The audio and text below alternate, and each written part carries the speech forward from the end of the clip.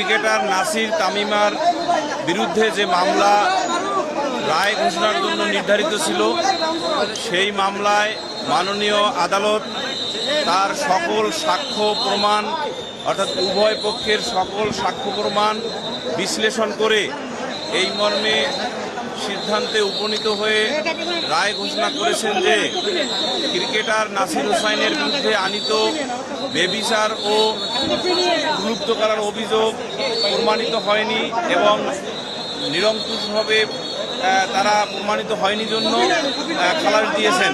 একই সাথে এই মামলার অপর আসামি তামিমা সুলতানা, তার বিরুদ্ধে আনীত যে অভিযোগ সেগুলো বাদী প্রমাণ করতে পারেননি জন্য তাকেও এই মামলা হতে বেকসুর খালাস দিয়েছেন।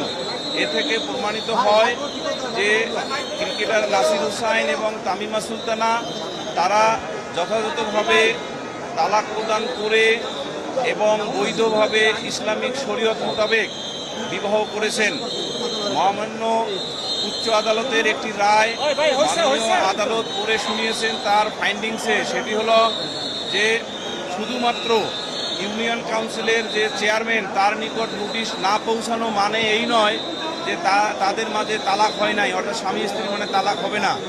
এটা উচ্চ আদালত অর্থাৎ আপিল বিভাগ ওই রায়ে বলেছেন যে স্বামী স্ত্রীর মধ্যে কন্ডাক্টটাই হলো আসল, অর্থাৎ আচরণটাই হলো আসল।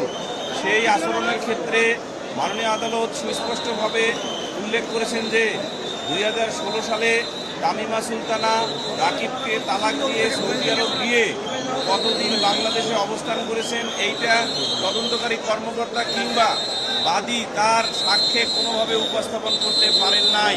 ফলে এই মামলায় ক্রিকেটার নাসির হোসাইন এবং তামিমা সুলতানা বেকসুরভাবে খালাসপ্রাপ্ত হয়েছেন এবং তারা ন্যায় বিচার পেয়েছে।